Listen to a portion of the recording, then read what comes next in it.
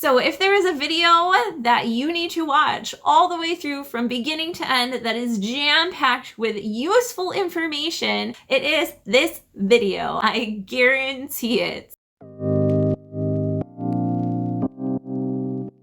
Welcome and welcome back, everybody. Tia here, and today we have another video in our Getting Into Gaming series.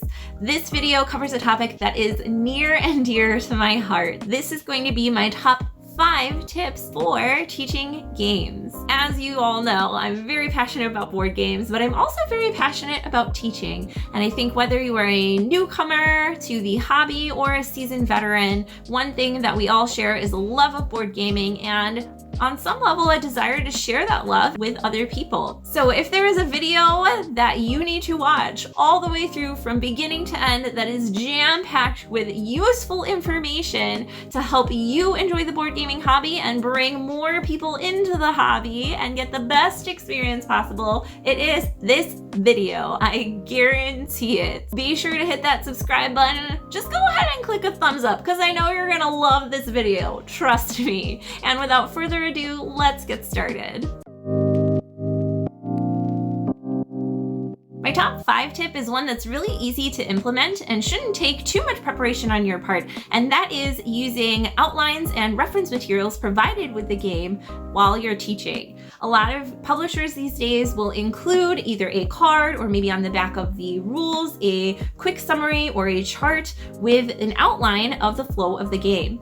And this is important for 2 reasons. Number 1, it will help you stay on track, making sure that you're not missing details and backtracking, that you have a really logical order to how you're explaining the game and the different steps players will take.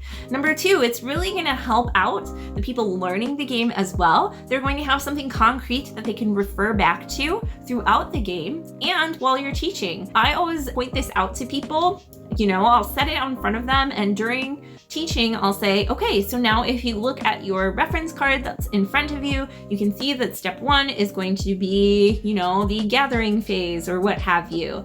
And it's really nice because I can see that as we're going through, they're more inclined to use that reference card or that reference material and refer back to it. Hopefully they're making that connection between, okay, I remember during this phase, Tia said we're going to be doing this, and they can just visually follow along. When you're teaching a game, it can be a lot, especially with some heavier games, if the only thing the person has to grasp onto is your voice talking and talking and talking. So having that visual there for them is really important and very beneficial, not just for you staying on track, but for the people learning the game as well. If the game doesn't come with a reference sheet or material, you can always check on Board Game Geek. There are a lot of people who, just out of the goodness of their hearts will create reference materials for people wanting to get into the game, or you can certainly make a quick outline yourself. But that is my number 5 tip, which is to use reference materials while teaching the game. My number 4 tip is to teach iconography along with the game. Now, some people might say, oh, I don't want to get bogged down in little details as I'm teaching, but I promise you, this is a really important thing to teach, and here's why. Just like with the rules or an outline, a flowchart of some sort, it's going to help make that visual connection for players of what they're going to be doing throughout the game and start to see how those actions and things are going to unfold. So you don't need to nitpick every single little detail, but referencing and giving some general concepts, pointing them out on the board or on cards and things like that is really important. It'll help them understand how the game is going to play out and what that iconography means, and help them start to even think ahead and plan, oh, so these kinds of cards will do these things, which means it'll help them make those connections to make that learning more meaningful to them and help engage them actively in deciphering what is happening, which will then give them more incentive and buy-in to listen to you who's telling them what all is going on. Again, you don't need to go over every single little symbol but just giving enough. If there's a specific icon for any type of resource, you can point that out and say, each resource will have its icon. This particular icon means any resource. Or if an arrow means that you're going to discard a card or play it in front of you, you can reference those types of things. And again, it just gives the learner something visual to latch onto and helps them take ownership over their own learning. So that is my number 4 tip, which is to teach helpful iconography. My 3rd tip is one that you're probably going to hear and be like, duh. But I do think it's worth pointing out, and that is tailoring the explanation of your games and the teaching to the experience level of your guests. If you have a newcomer into the hobby, there's nothing worse than sitting down at a table, being excited to learn a game. You're probably a little nervous because you know that you don't have as much knowledge as the other people at the table. And having someone say, okay, we're gonna play this game. The dice rolling is kind of like King of Tokyo. Have you played that? No. And then you're gonna be turning in these sets of cards, kind of like Ticket to Ride. Have you played that? No. And this is kind of gonna be like this game and throwing out a bunch of words that you don't know what they mean. What is worker placement? This is something that, like I said, it takes some practice. I'm certainly guilty of doing this at times. I have to stop myself, just slow down a little bit, explain a little more fully, and make sure that I'm not throwing out a bunch of jargon and words that aren't going to make sense to someone who's new to the hobby. On the flip side of that, I have to say one of my biggest pet peeves is having somebody over-explain games to me. As somebody who is very involved in the hobby and very interested in the design of games, mechanics, and iconography and things like that, I find that a lot of games are pretty intuitive. And I try to be transparent about that when I'm going into a situation where someone else is teaching me a game. I'll ask like, oh, can I just have a quick overview? And if I have questions, I'll kind of ask you.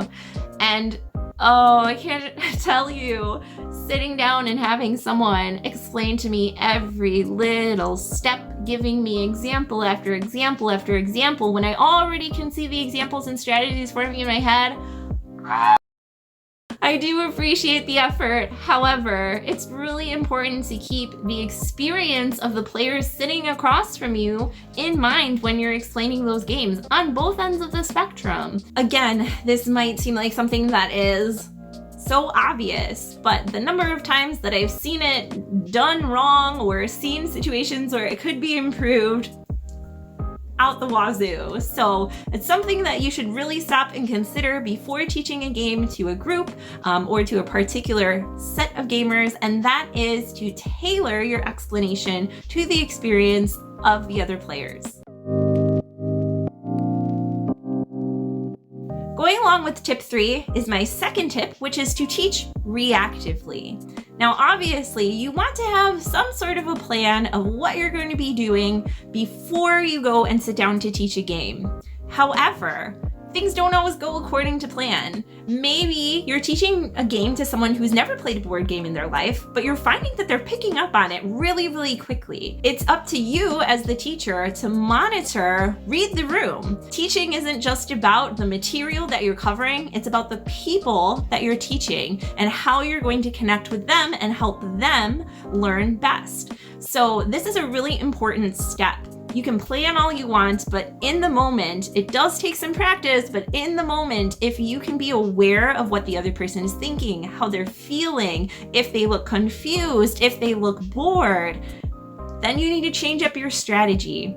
And the best way that you can be reactive, if you feel like you don't really possess those skills or haven't practiced them a lot, if it's hard for you to read a room, which it is for many of us, the best thing you can do is be honest about it. Tell the other people at the table, hey, if I'm going too fast, tell me to slow down. If I'm going too slow, tell me to speed up. If you have questions, stop me and ask me, right? That's the best way that you can create this partnership between teacher and learner and help them get invested in learning the game. Nobody likes to be talked at. Nobody likes to be talked down to or talked overhead to. You know what I mean? It's really a mutual kind of relationship and a back and forth with teaching and learning. And I think this is something that is so often overlooked. Again, it takes practice. It takes a lot of preparation. It takes a lot of teaching to build up those skills in the moment, because you never know what's going to happen or what's going to come up. But again, being open and honest with the people that you're teaching, getting their feedback throughout the process. Hey, how am I doing? Everybody good? Do we need a break? Do you want me to go faster? Do you want to just jump in and try it at this point? Is really good. And even before the game too, there may be learners who are more inclined to just want to try it and go through trial and error kinesthetically. There may be people who want every single rule laid out so they know ahead of time, and it never hurts to ask what the learner's preference is at the table. So that is my number 2 tip, which is to teach reactively. My number 2 tip was to teach reactively, but not without having a plan in place. And that brings me to my number 1 tip, which is the hourglass. What does that mean? Well, whether you're teaching a board game or a skill or really any topic, this is kind of a really great strategy to use. So we have this idea of the hourglass. And what that means is we're going to start from the most general spots, boiling it down to something more specific, and then putting it back into context.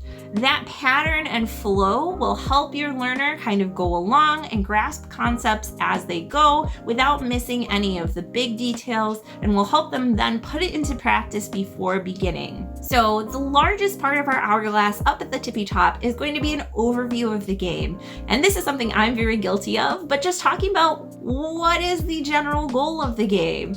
A lot of times it can be as simple as you are such and such in such and such place. This is the flavor, and the goal is to get points by such and such. Sometimes we forget that step because it seems so obvious to us who knows how to play the game. But it's important to set that foundation. If you add the story in and some flavor, it can also hook the audience and be like, ooh, so I have to get points by creating factories. How am I going to create factories? It catches them with that question that they want to know and engages them right off the bat. The next step of our hourglass is going to be the overall turn structure. Now, you don't want to get too bogged down in specific details or examples just yet. You want to give them an overview of the pacing of the game, what they're going to be doing from turn to turn between different rounds, so they can get a little bit of a more specific picture, but still keeping it quite broad. During this time, you might want to pull in a couple quick examples of iconography and things like that. And once you've gone through that step, we're going to get to the most narrow part of our hourglass, and that is going to be talking about specific examples. If you're reading the room and you're seeing people that are still engaged, still wanting to know more, you can give and show a quick example of, hey, here's what you might do. So for example, if I take this worker and place it here, this is the icon we just talked about where I'm going to draw 3 cards. Then I'm going to look at my cards. Maybe I'll play this one, discard this one, and yada yada, bada bing, bada boom. So once we have this specific example, players are starting to formulate, okay, I understand the goal. I understand the steps I'm going to take to get to that goal. And now I understand maybe a little bit of strategy of how that's going to happen. Oftentimes I find that people might start by just saying, okay, here's what I like to do in this game, blah, blah, blah, blah, blah, blah, blah, before people even know what the game is about or how they're going to achieve that and in what order. Once you've talked about any specific examples that you feel are relevant to the table, then you're going to bring it back out a little bit more. You can reference the turn structure in terms of how many rounds you're going to be playing or any specific questions with regards to different steps.